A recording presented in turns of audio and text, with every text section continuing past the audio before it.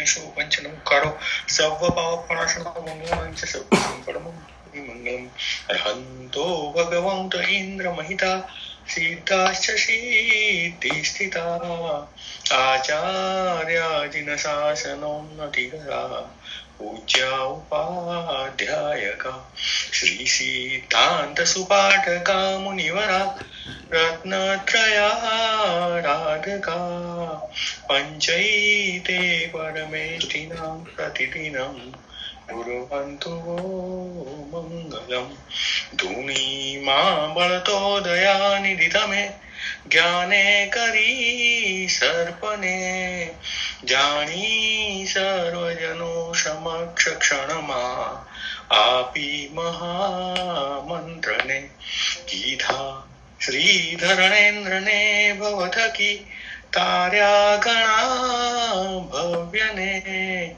आपो श्री पार्श्वजिनेन्द्र नाश रहिता सेवा तमारी मने लोभा वेललनातना ललितशु त्रैलोकनाथने कंपावे गिरिवे दिवायुलहरी सुस्वर्णना शैलने सुस्वार्थे जिनदेवये पशुतणा ओकारना सांभळे श्रीमन्ने जिनेन्द्र सेवन थकी શું જગે ના મળે.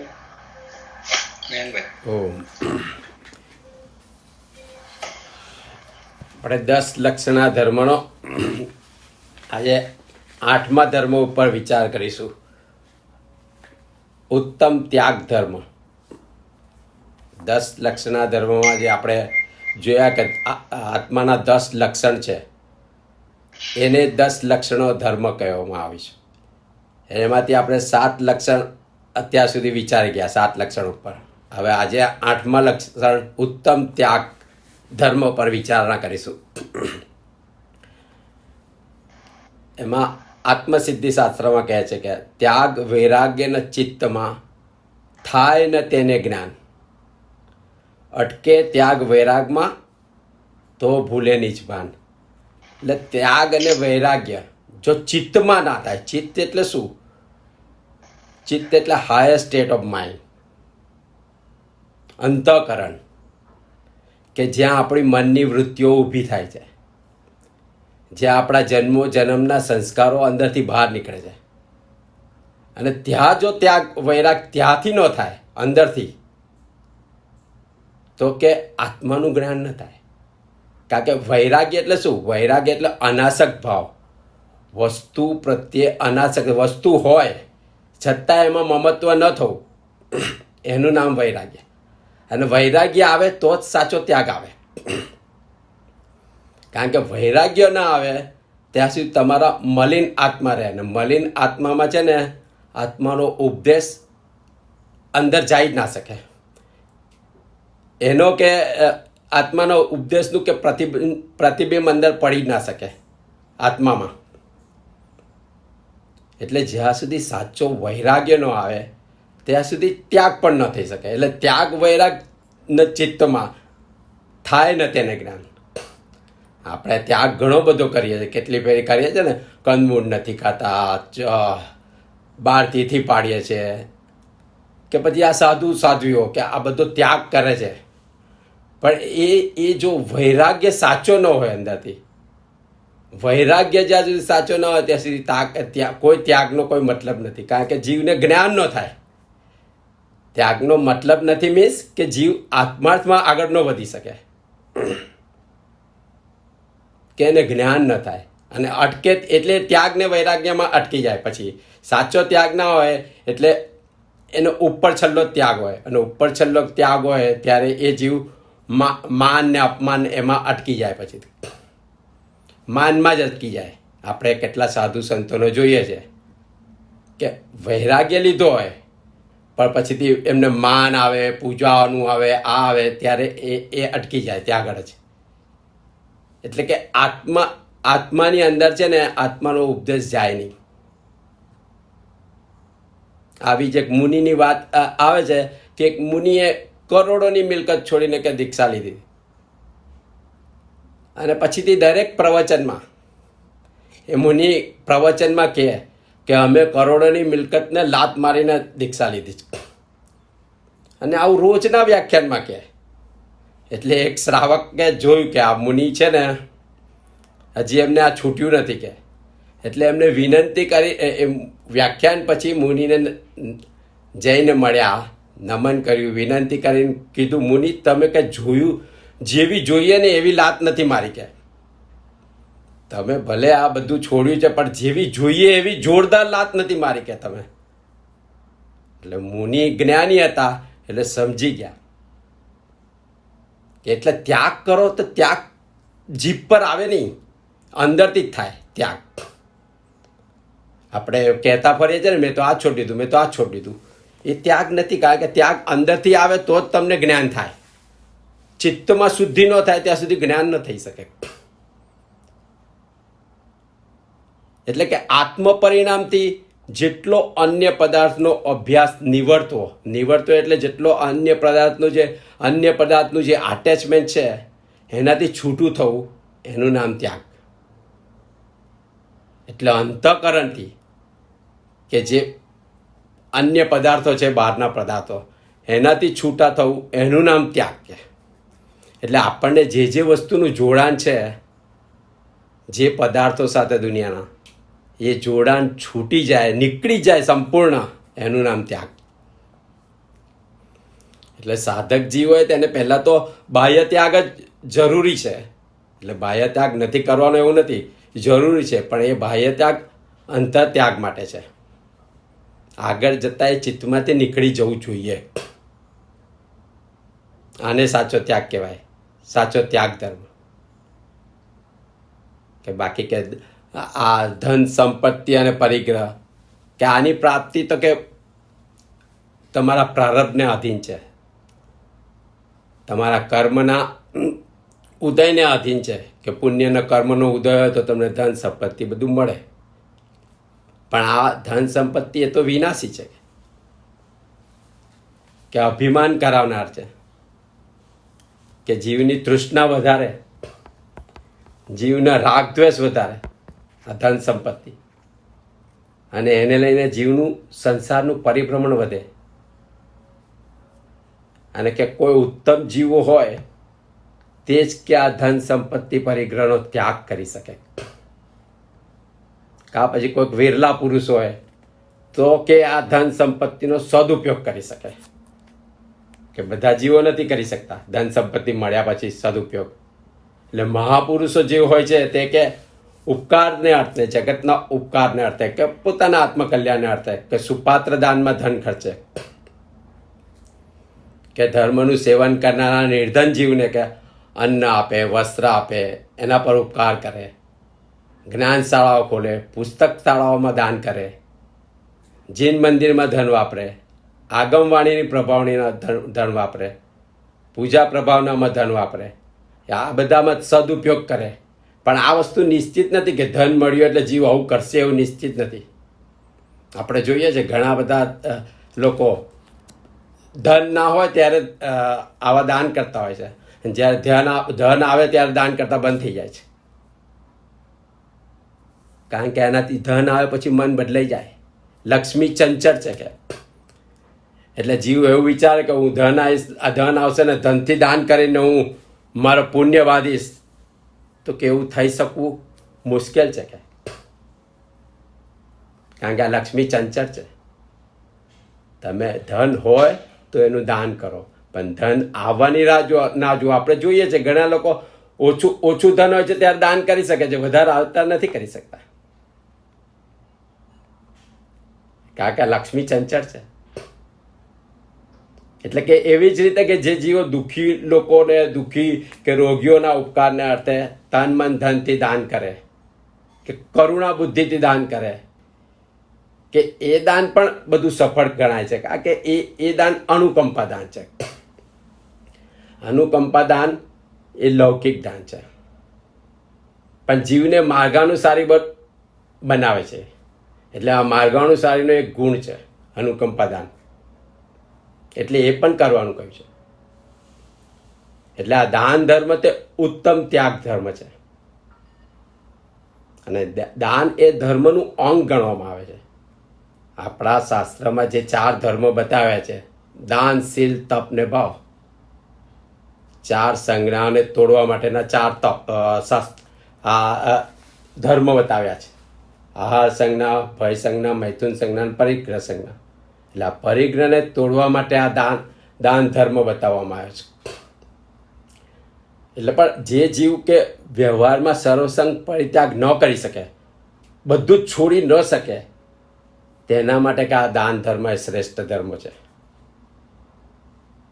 જે બધું છોડી દેવું એ તો શ્રેષ્ઠ છે જ, પણ બધું છોડી ન શકે તો કે એના માટે દાન ધર્મ શ્રેષ્ઠ ધર્મ છે.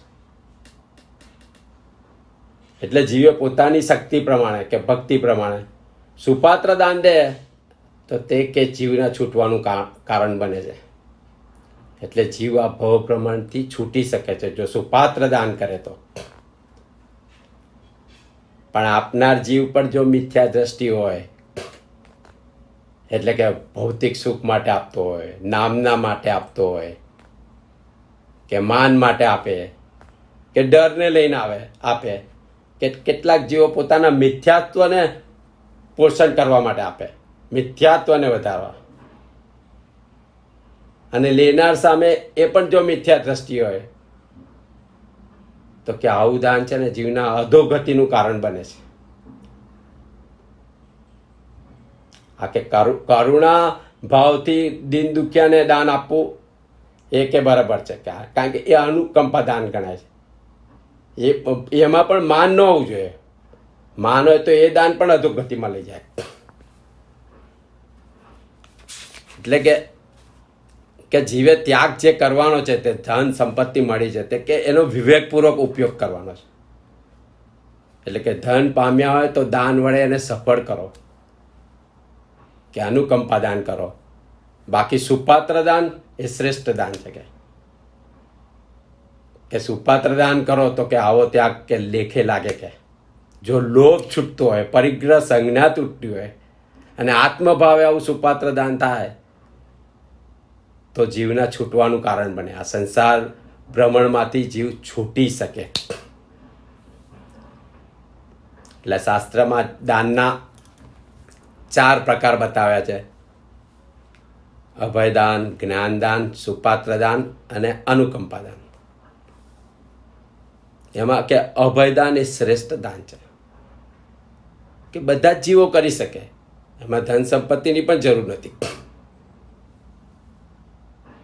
કે છકાઈના જીવોને અભય આપો અને અભક્ષ્યનો ત્યાગ કરે, એ કે સૌથી મોટું અભયદાન છે. કે છકાઈના જીવો એટલે પૃથ્વી કાય, અપકાય, તેવું કાય, વાયુ કાય, વનસ્પતિ કાય અને ત્રસ કાય.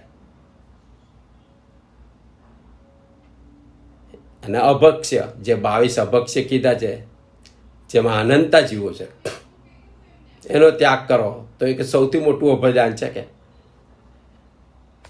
એટલે કે માંસ, મદિરા, માખણ, બિસ્કિટ, કેક ને કંદમૂળ, આનો ત્યાગ એ પણ અભયદાન ગણાય છે. કે સૌથી મોટું અભયદાન છે. કે અને આ કરવું તો સૌથી સહેલામાં સહેલું છે.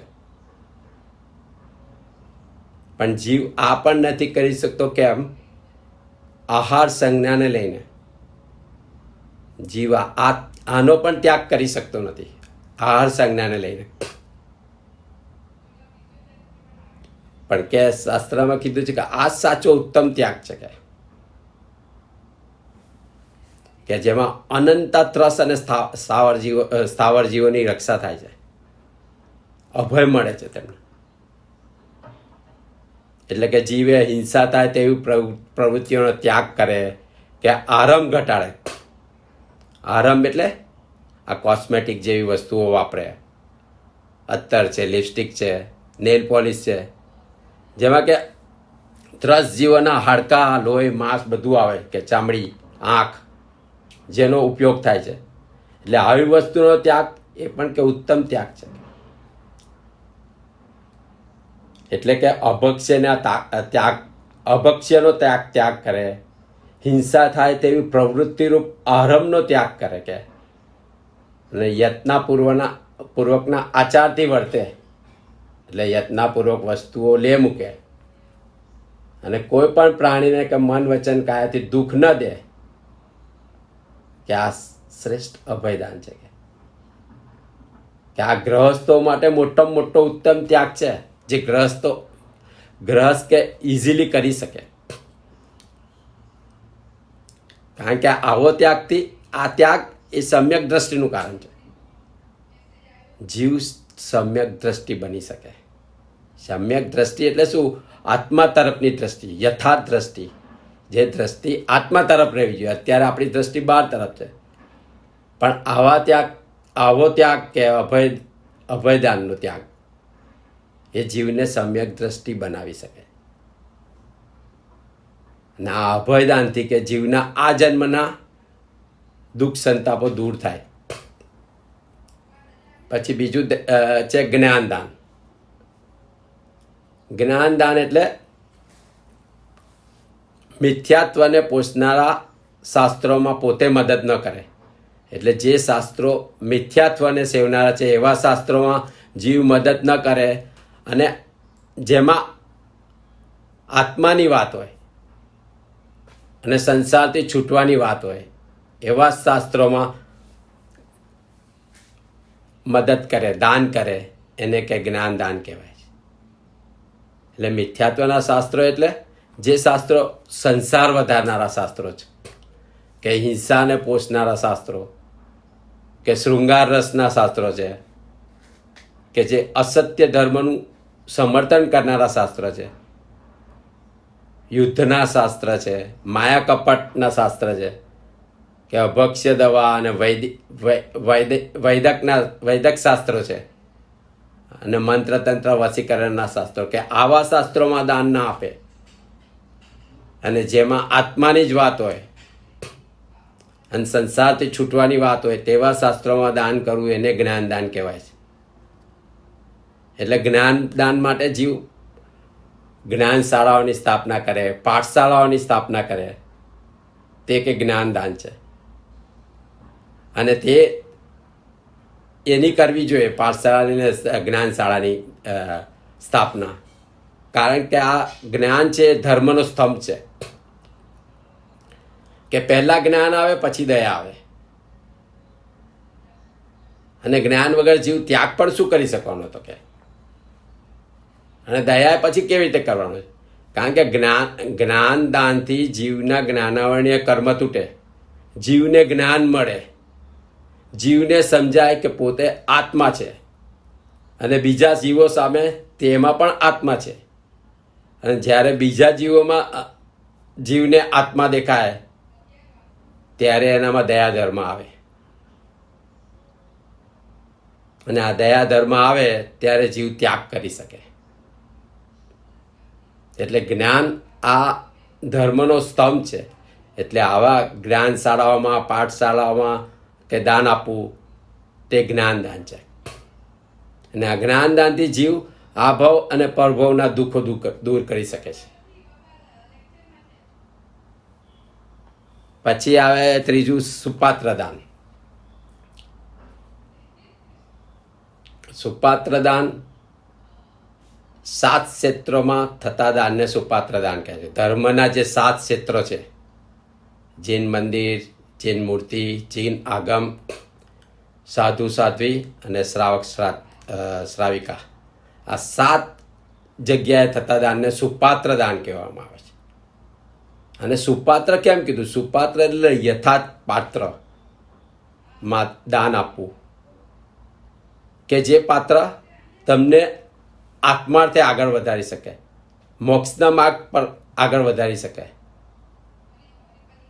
એટલે આ સુપાત્ર દાન જીવના ભવ ભ્રમણને ટાળનારું દાન ગણાય છે. એટલે જો ધન પામ્યા હોય તો જીવે સુપાત્ર દાન કરવું જોઈએ.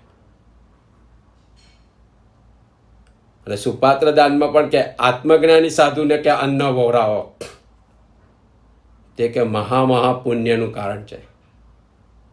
અને આનો શાસ્ત્રમાં આપણે એક્ઝામ્પલ જોઈએ છે શાલિભદ્રનો કે જે પૂર્વના ભાવમાં, સંગમના ભાવમાં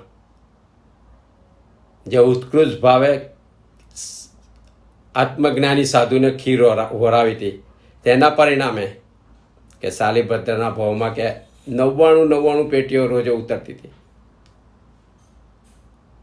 એટલે એ ભાવનું તો સુખ હતું જ, પણ આ પુણ્ય એવું હતું, જે પુણ્યાનુબંધી પુણ્ય હતું કે આટલું બધું હોવા છતાં પણ આ પુણ્યને કારણે ત્યાં સંસાર છોડીને ભવભ્રમણને પાર કરી ગયા. એટલે કે આ સુપાત્ર દાનમાં કે આહારદાન એ સર્વદાનોમાં કે મુખ્ય છે, સુપાત્ર દાનમાં પણ. કારણ કે જે પણ પ્રાણીઓને આપણે આહાર આપીએ એ પ્રાણીઓની બળ બુદ્ધિ કે આહાર દાન વિના નાશ પામે, બળ અને બુદ્ધિ. એટલે તમે આહાર દાન આપો એટલે એ જીવને જીવન આપો છો, સાથે બળ ને બુદ્ધિ આપો છો. એટલે કે આહાર દાનથી કે મુનિનો અને શ્રાવકનો કે બધો ધર્મ પ્રવર્તે છે, અને તેઓ સમ્યક દ્રષ્ટિ જીવો છે, મોક્ષ માર્ગના જીવો છે. એટલે કે આ વિતરાગના મુનિને કે તો શ્રાવકો પાસેથી જ લેવાનું હોય છે ને, મેળવવાનું હોય છે. એટલે આપણે તેમને કે અનુકૂળ આહાર આપીએ અને તેમને સંયમમાં મદદ કરીએ તો તે કે ઉત્કૃષ્ટ ત્યાગ ધર્મોનો આપણે ભાગીદાર બનીએ છીએ. કે એ જીવો ધર્મના માર્ગે છે અને આપણે તેમને મદદ કરીએ તો આપણે તેના ધર્મના માર્ગમાં આપણે ભાગીદાર બનીએ જ કે. અને આ સુપાત્ર દાનથી કે આત્મભાવે કરેલું આવું આહાર દાન કે પુણ્યાનુબંધી પુણ્ય નો બંધ થાય છે કે. અને આ પુણ્યાનુબંધી પુણ્ય જીવને ભવભ્રમણમાંથી તાડનારું છે. એટલે સમજણ સાથે કે જીવ ઉપયોગ સહિત દાન કરે તો કે છૂટવાનું કારણ બને છે કે. અને ચોથું દાન છે તે અનુકંપા દાન, કે જે દીન દુખિયા જીવો છે તેને કરુણા ભાવે દાન આપવાનું, માન રહિત, એને અનુકંપા દાન કહેવાય છે. આ દાન એ લૌકિક દાન છે. એ જીવને ભવભ્રમણથી છોડાવનારું દાન નથી, પણ એ માર્ગાનુસારીનો એક ગુણ છે કે જીવને ધર્મના રસ્તે ચઢાવી શકે. અને આ લૌકિક દાનથી જીવને દેવતાઈ સુખ મળે, જીવને દુઃખ દૂર થાય. એટલે આ 4 પ્રકારના દાન છે કે. એટલે જો ધન પામ્યા હોય તો આ 4 પ્રકારના દાન દેવામાં કે પ્રવર્તો. અને કે નિર્ધન હોય તો પણ કે પોતાના ભોજનમાંથી બને તેટલું દાન આપો કે. અને તેનું એક્ઝામ્પલ છે પુણ્યશ્રાવક. પુણ્યશ્રાવક એનો પાપાનુબંધી પુણ્યનો ઉદય હતો. પાપાનુબંધી પુણ્ય એટલે કે અત્યારે પાપનો ઉદય ચાલે છે અને એનાથી એ પુણ્ય બંધ થતો હતો. એ પુણ્ય બંધ કરી શકતો હતો પાપના ઉદયમાં. પાપનો ઉદય હોવાથી તેને રોજિંદુ કમાણીમાં પણ પ્રોબ્લેમ થતો હતો કે 2 માણસ ખાઈ શકે, પતિ પત્ની, એટલું જે કમાઈ શકતો હતો રૂની પૂણી વેચીને. અને છતાં એની ભાવના ઉત્કૃષ્ટ હતી, દાન દેવાનો એને નિયમ હતો. એટલે પતિ પત્ની વારા પરથી ઉપવાસ કરીને એક જણનું આહાર ભોરાવી દેતા હતા બીજા ધાર્મિક જીવોને.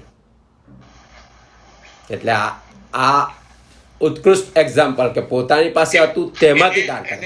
નયનભાઈ સોરી, એને પુણ્યાનુબંધી પાપનો ઉદય કહેવાય.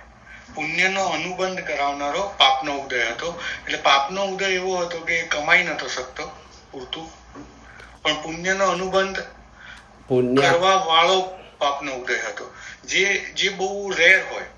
જનરલી પાપનો ઉદય આવે ત્યારે તમે પાપાનુબંધી પાપ જ તમારું ઉદય. ના, પણ એના પાપનો ઉદય હતો ને એને લીધે કમાઈ નતો શકતો. એ છું છું ને. પણ પુણ્યનો અનુબંધ કરનારો પાપનો ઉદય હતો એવું. હા, ભૂલ થઈ જશે. એટલે ખાલી મને એમ લાગે છે કે શબ્દાર્થથી જોઉં છું કે પુણ્યનો અનુબંધ કરાવનારો પાપનો ઉદય હતો. પાપનો અનુબંધ કરાવનારો પુણ્યનો ઉદય હોય, સમજો તો તમે કમાઓ ને ગેરમાર્ગે વાપરો, આપણે સમજીએ ને. પાપાનું ચાર પુણ્ય, પાપાનું બંધી પુણ્ય હોય, 4 પ્રકારનું હોય, સમજો. પાપાનું બંધી પુણ્ય હોય તો પાપનો અનુબંધ કરાવે, પણ હોય પુણ્યનો ઉદય એટલે મળે બધું, પણ એ પાપમાં વપરાય. પુણ્યાનુબંધી પુણ્ય હોય એટલે પુણ્યથી, હા, એટલે પુણ્યાનુબંધી પાપ હતું. પુણ્યાનુબંધી પાપ હતું. પાપાનુબંધી પાપ હોય અને પાપાનુબંધી પુણ્ય હોય, પુણ્યાનુબંધી પાપ હોય. હા, એટલે પુણ્યાનુબંધી પાપ હતું એને. એટલે પાપનો ઉદય હતો. હા, એટલે મારી મિસ્ટેક થઈ.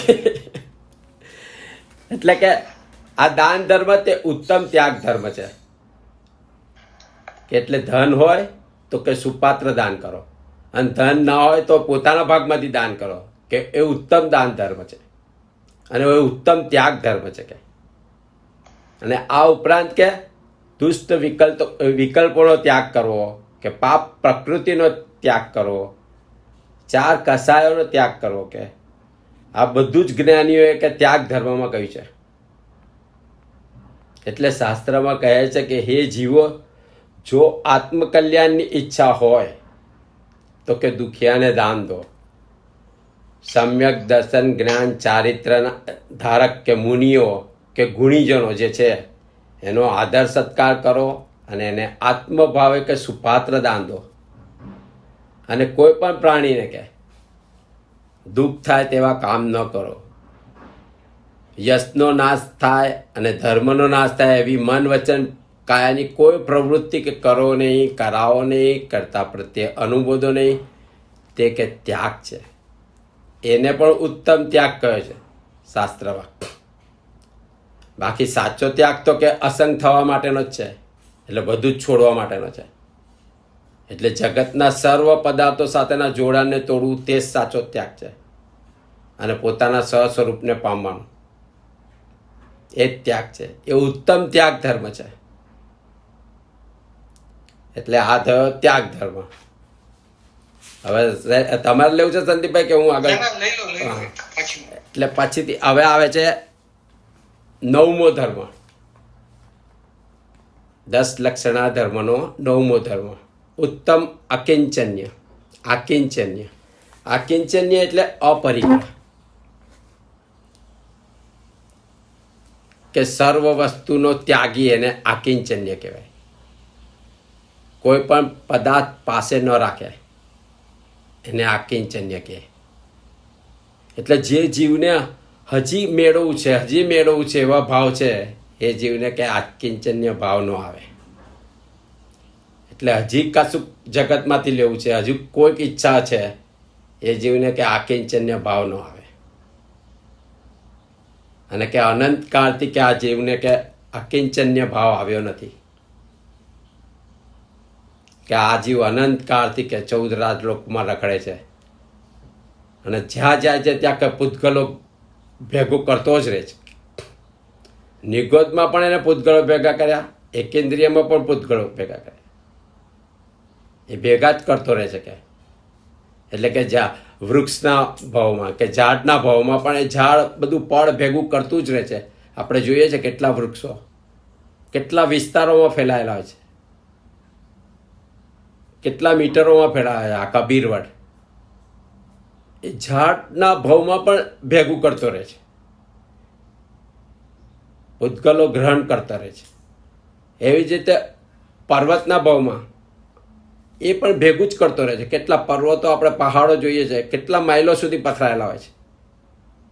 પૃથ્વીકાય જીવ છે એકેન્દ્રિય, એ પણ ભેગું કરતો રહે છે. કે એટલે જીવને જ્ઞાન નથી છતાં પણ ભેગું કરવાનો ભાવ છે. એટલે ત્યારે પણ આકિંચન્ય ભાવ આવ્યો નથી. ભેગું જ કરવાની એને ઈચ્છા આવે છે કોઈ પણ જન્મમાં. એટલે હવે જો જીવને આ મનુષ્ય ભાવ મળ્યો છે, અને જીવને જ્ઞાન છે કે પોતે આત્મ સ્વરૂપ ચૈતન્ય છે, અને બાકી બધું પૂતગલ છે એ ગ્રહણ કરેલું છે. પરદ્રવ્ય છે કે. અને જીવને જો લૌકિક વ્યવહારમાં આપણે છે ને અકિંચન એટલે શું કે ગરીબ, જેની પાસે કઈ નથી ને. આ કિંચન એટલે સોનું, અકિંચન કહીએ આ છીએ. કંચન એટલે સોનું કે છે ને. અકિંચન એ મનની સ્થિતિ છે. અકિંચન ભાવ એ એકચ્યુઅલી સ્ટેટ ઓફ માઇન્ડ છે. કેટલું પણ હોવા છતાં એને વળગે નહીં તો એ અકિંચન્ય ભાવ છે. હા, એટલે મમત આપણા શાસ્ત્રોમાં એની ડેપ્થ લીધી છે. આમ અકિંચન એટલે ગરીબ બ્રાહ્મણ હોય તો એને અકિંચન શબ્દ એના માટે વાપરતા હતા કે ભાઈ ચલો આની પાસે કઈ નહોતું, અથવા તો કોઈ સાધુ હોય કે જે કઈ ના રાખતો હોય, બાવો હોય કોઈ, તો એને માટે અકિંચન શબ્દ હતો. પણ અકિંચન ભાવ છે ને આપણે સ્થૂળથી નથી જોવાનો, આપણે સ્થૂળથી એને નથી જોવાનો, આપણે એને સ્ટેટ ઓફ માઇન્ડ થી જોવાનો છે. જૈન શાસનની કોઈ પણ વાત છે, કોઈ પણ ત્યાગ છે, કોઈ પણ વસ્તુ છે ને એ સ્ટેટ ઓફ માઇન્ડ છે. ત્યાગ પણ કેવી રીતે, જેમ એમણે કીધું ને નયનભાઈએ કે મુનિએ છોડી દીધું, પરંતુ જ્યારે છોડીને આવ્યા ત્યારે જ્યારે વાત નીકળી ત્યારે એમની સ્ટોરી એમને કીધી કે મારા ફાધર પાસે આમ હતું, મેં કીધું કે ના, મારે તો જતા જ રહેવું છે. હવે એટલે અકિંચન્ય ભાવ છે ને એ મનની સ્ટેટ ઓફ માઇન્ડ છે. ત્યાગ એ સ્ટેટ ઓફ માઇન્ડ છે. એટલે આપણે જે લૌકિક વ્યવહારમાં છે ને એના કરતા વિશેષ છે, એટલે જૈન શાસન વધારે ડીપ છે. આપણી કોઈ પણ વસ્તુમાં જૈન શાસન ની ડેપ્થ, આપણે ઘણા લોકો પૂછે ને કે અમારામાં પણ આ છે ને તમારામાં પણ આ છે, તો તમારામાં ને અમારામાં ફરક શું? બેઝિકલી જે પણ સિદ્ધાંતો છે, અહિંસા હોય તો દરેક વિશ્વના મોટા ભાગના ધર્મો અહિંસામાં માને છે, વિશ્વના મોટા ભાગના ધર્મો ત્યાગમાં માને છે, ભેગું ન કરવામાં માને છે. પણ જે ફરક આપણી ડેપ્થનો છે ને એ ડેપ્થનો એ સૌથી ઇમ્પોર્ટન્ટ છે, અને એ જ સમ્યક્ત્વ છે. કારણ કે આત્મા ભાવ સ્વરૂપી છે, અને જે મન છે, છઠ્ઠી ઇન્દ્રિય છે, તે આત્માનું અંતઃકરણ છે. એટલે જે પણ ધર્મ મનથી થાય એ જ સાચો ધર્મ. પછી એ ત્યાગ હોય, અકિંચન્ય હોય, તપ હોય, કોઈ પણ ધર્મ, મન મેઇન વસ્તુ છે કે મનથી જ ભાવ પ્રદર્શિત થાય છે. મન આત્માના જ ભાવને ખેંચે છે. એટલે આપણો ધર્મ બાહ્ય દેખાતો ધર્મ એ ધર્મ નથી, પણ અંતઃકરણપૂર્વક જે ધર્મ થાય એ સાચો ધર્મ ગણવામાં આવે છે. કારણ કે આત્મા ભાવ સ્વરૂપી છે, એ બહાર દેખાય નહીં. એટલે તો જો જીવને હવે ખબર પડી કે પોતે ચૈતન્ય સ્વરૂપ છે અને બાકીનું બધું ગ્રહણ કર્યું છે, તો કે ગ્રહણ કરેલું હવે પાછું આપી દો. હળવે હળવે કે જગતમાંથી જે પરમાણુ ભેગા કર્યા છે તેને હળવે હળવે પાછા આપીને ઋણમુક્ત થવું, એને આકિંચન્ય ભાવ કહેવાય છે. એટલે એને આકિંચન્ય ભાવ કહેવાય છે કે જે ગ્રહણ કરેલું છે જન્મો જન્મથી, તે હળવે હળવે કે પાછું આપી દો જ્યાંથી ગ્રહણ કરે, અને ઋણમુક્ત થઈ જાઓ. કારણ કે આત્મા અસંગી થાય તો જ આત્મ સ્વરૂપ પ્રગટ થાય. જ્યાં સુધી આત્માને એક પણ દ્રવ્ય અડકળો છે ત્યાં સુધી તો એક પણ પરમાણુ આત્માને ટચ થયેલું છે ત્યાં સુધી એ કેવળ જ્ઞાન ન પામી શકે, ત્યાં સુધી એનો મોક્ષ ન થઈ શકે.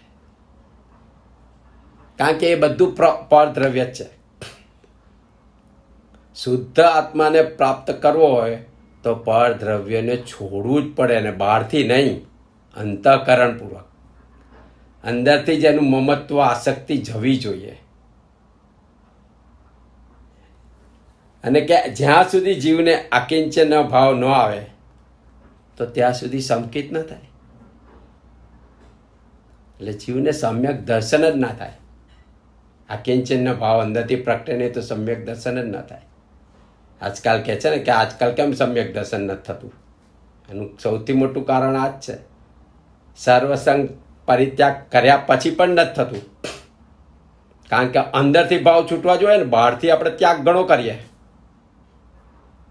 અંદરથી એ ત્યાગનું મમત્વ છૂટવું જોઈએ, વસ્તુઓનું મમત્વ છૂટવું જોઈએ. સંસારનો ત્યાગ કરીને કે સાધુ ધર્મમાં પણ સંસારને એમને યાદ આવે છે. એમને આ યાદ આવવું તે પણ કે અટેચમેન્ટ છે. એટલે કે જ્યારે સંકિત જ ના થાય તો કે આ ભવ ભ્રમણથી કેવી રીતે છૂટાય કે? અને આ જીવે જ્યાં પણ કે મારાપણું માને છે તે દુઃખ જ છે કે આપણે જ્યાં પણ મારાપણું માનીએ એટલે તરત દુઃખ ઊભું થઈ જાય. તમે ઘરને મારું માન્યું એટલે ઘરની ચિંતા ચાલુ થઈ જાય. પુત્ર સ્ત્રીને તમારા માન્યા એટલે એની લાલન પાલનની ચિંતા તમારી ચાલુ થઈ જાય કે તરત જ કે આવ કેવી રીતે થશે, આમ કેમ થશે? આ ચિંતા.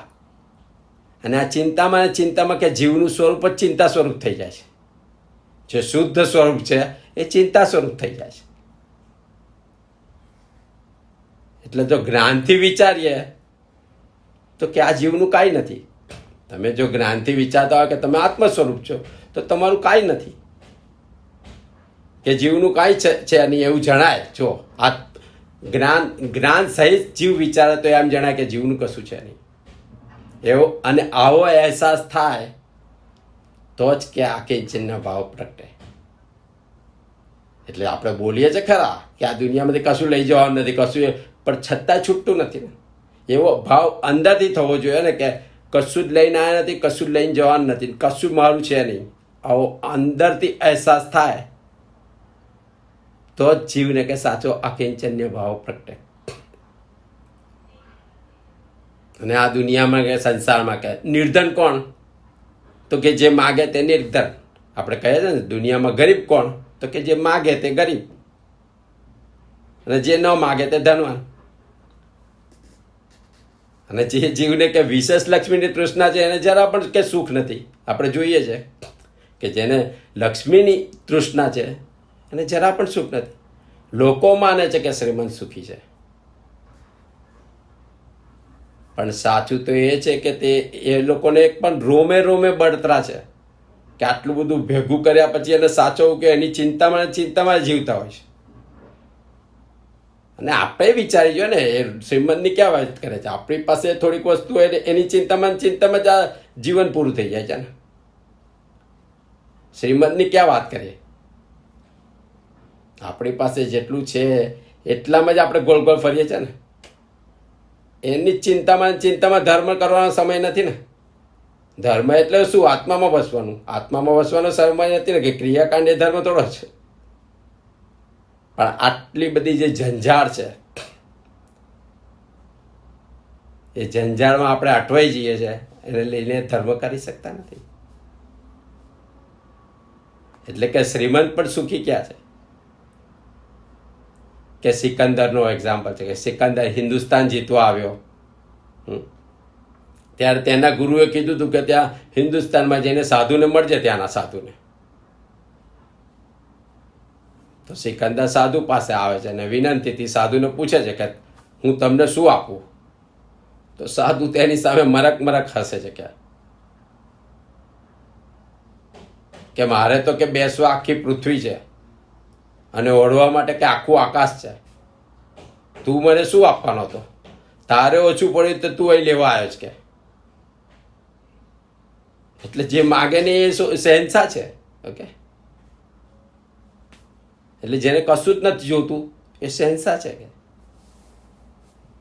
બાકી આ સંસારમાં કયો ધનવાન સુખી થયો કે કોણ માણસ સત્તાથી સુખી થયો?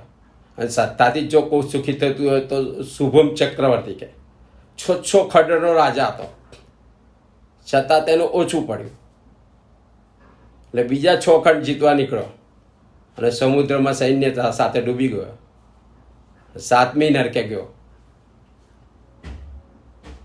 એટલે આ ભેગું કરવાની જે ભાવના છે એ સુખ આપતી નથી કે આ કિંચનનો ભાવ જ સુખ આપી શકે જીવને સાચો.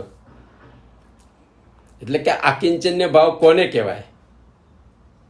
તો કે એની સાચી ડેફિનેશન એ છે કે હું કોઈ અન્ય દ્રવ્યનો નથી અને કોઈ અન્ય દ્રવ્ય મારા નથી.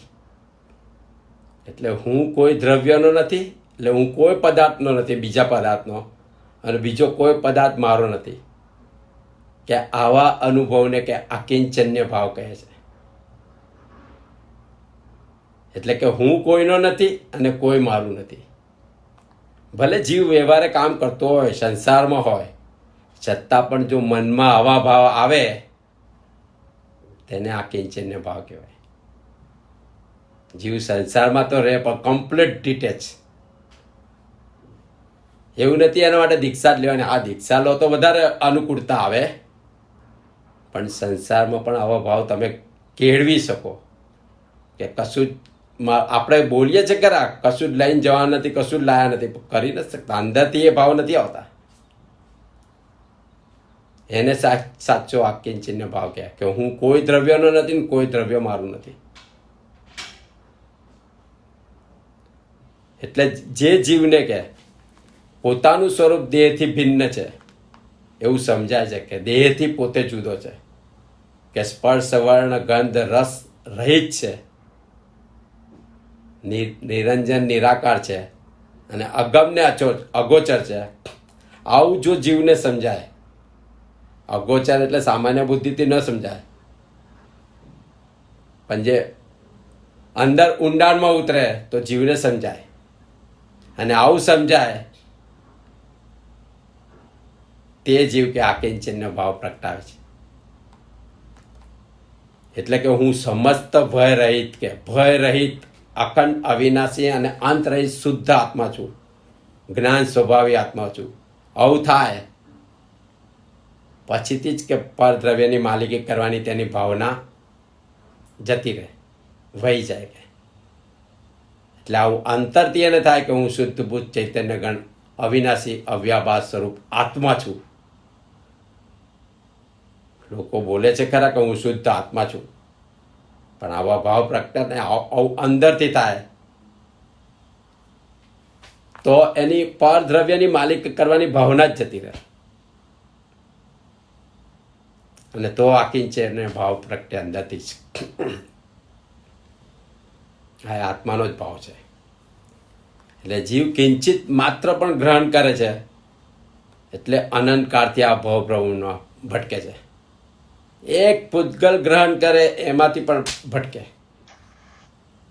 એટલે કિંચિત માત્ર ગ્રહણ કરવું એ સુખનો નાશ છે, કે કારણ કે આત્મામાં અનંત સુખ છે. અને કિંચિત માત્ર ગ્રહણ કરે એટલે દુઃખની શરૂઆત શરૂ થઈ જાય, ચિંતા ચાલુ થઈ જાય. એટલે આકિંચન્ય ધર્મ જેને પ્રગટ થયો છે એવા જીવને પછી પરિગ્રહ પ્રત્યે આસક્તિ રહેતી નથી. અને એવો જ જીવ આત્મ ધ્યાનમાં કે લીનતા કરી શકે છે. એટલે એ જ જીવની આત્મ ધ્યાનમાં લીનતા થાય. આપણે કહીએ છીએ આપણને ધ્યાન કેમ નથી થતું, પણ જ્યારે આપણા પરિગ્રહમાં જ આપણે અટવાયેલા છે, પૂતગલોની પાછળ આપણે અટવાયેલા છે, મારામાં અટવાયેલા છે. એટલે આપણે ચિંતા સ્વરૂપ થઈ જઈએ છીએ. પછીથી શુદ્ધ ધ્યાન કેવી રીતે થાય, આત્મ ધ્યાનમાં લીનતા કેવી રીતે થાય? એટલે કે પરિગ્રહની આસક્તિ જ્યારે ન રહે તો જ આવું થઈ શકે. અને પોતાનું જે સ્વરૂપ છે તેમાં તે પ્રવર્તી શકે છે જીવ. અને ઇન્દ્રિયોના વિષયોમાં દોડતું તેનું મન પણ અટકી જાય છે, કારણ કે જેને કોઈ પરિગ્રહની આસક્તિ જ નથી એની પાછી ઇન્દ્રિયો આત્મા તરફ જ રહે. જીવ અંતર ધ્યાનમાં જ રહે. જીવ બહિર્મુખી જીવ થાય જ નહીં, બહિર્મુખીમાંથી અંતર્મુખી થઈ જાય. જીવને જ્યારે કશું જ નથી જોતું, કોઈ પરિગ્રહ પ્રત્યે આસક્તિ નથી, તો જીવ ધ્યાન કરી શકે, આત્મામાં લીનતા કરી શકે, અને ઇન્દ્રિયોમાં એનું મન જે બહાર દોડતું હોય તે પણ બંધ થઈ જાય, કાંઈક જોતું નથી. તો કે આવો આકિંચન્ય ભાવ પ્રગટે કેવી રીતે? તો કે સાધુ સંતોના સમાગમથી જ જીવને ધીરે ધીરે આવો ભાવ પ્રગટે. એક સાથે ન પ્રગટે, પણ સાધુ સંતોનો સતત સમાગમ જીવ કરે, એમના સમાગમમાં જ જીવ રહે તો આવો આકિંચન્ય ભાવ પ્રગટ કરી શકે. અને સંપૂર્ણપણે આકિંચન્ય ભાવ પ્રગટે એનું બીજું નામ કે વિતરાગપણું. એટલે જેને સંસારનો જ અંત આવી ગયો હોય છે એને આ આકિંચન્ય ભાવ કે પૂર્ણપણે ખીલે છે. જેને સંસારનો અંત આવી જાય એને આ ખીલે, પૂર્ણપણે ખીલે કે. એટલે જે જીવને આકિંચન્ય ભાવ પ્રગટ થયો છે તે જીવને કે શુદ્ધ આત્માની વિચાર કરવાની શક્તિ પ્રગટ થાય છે. એ શુદ્ધ આત્માનો વિચાર કરી શકે અને તે જીવને પંચ પરમેશ્વરીની ભક્તિ પણ પ્રગટે છે. અને એ કે ભક્તિને આધારે તે તેને ભજે છે કે એ જીવ. એટલે તે જીવને કે ઈષ્ટ અનિષ્ટ ભોજનમાં કે પછી ઈષ્ટ અનિષ્ટ પ્રસંગોમાં કે વ્યવહારમાં રાગ દ્વેષ થતો અટકી જાય છે. એટલે જેને આવો આકિંચન્ય ભાવ પ્રગટે એને આ બધા વ્યવહારમાં અને એમાં રાગ દ્વેષ થતો અટકી જાય અને તેને વિતરાગપણું પ્રગટે છે. એટલે કે આવો આકિંચન્ય ભાવ મુખ્યપણે તો કે સાધુજનો કે મુનિજનોને જ હોય. પણ જો ગ્રહસ્થપણે પણ જેને આ ધર્મ ગ્રહણ કરવો છે તે કરી શકે છે. એટલે કે જે ગ્રહસ્થ અતિ વિરક્ત થઈ, અતિ વિરક્ત એટલે અનાસક્ત, નરસિંહ મહેતાની જેમ. હા, એટલે થાય શકે. નરસિંહ મહેતા, મીરાબાઈ ઘણા જીવો એવા હતા ને. આ શિરડીવાલા સાંઈબાબા એને તો કશું જોતું જ નહોતું ને, ભલે એ બીજાનું કરતો હતો પણ એને તો કશું જોતું નહોતું. એટલે આવા અતિ વિરક્ત થઈ જાય, અનાસક્તિ આવે અને પ્રામાણિક થઈને પરિગ્રહ રાખે કે એવા જીવો કે ગ્રહસ્થ જીવો પણ, અને ભવિષ્યની કોઈ ઈચ્છા ન રાખે. આપણે તો ભવિષ્યની ઈચ્છા પર જીવતા હોય છે. એટલે ભવિષ્યની ઈચ્છા ન રાખે કે અન્યાય માગે, ધન પરિગ્રહ ગ્રહણ ન કરે, અલ્પ પરિગ્રહમાં સંતોષી રહે, અતિ સંતોષી રહે, પરિગ્રહને કે દુઃખ દેનાર માને, તે જીવને કે આકિંચન્ય ધર્મ કે ગ્રહસ્થ દશામાં પણ પ્રગટી શકે છે.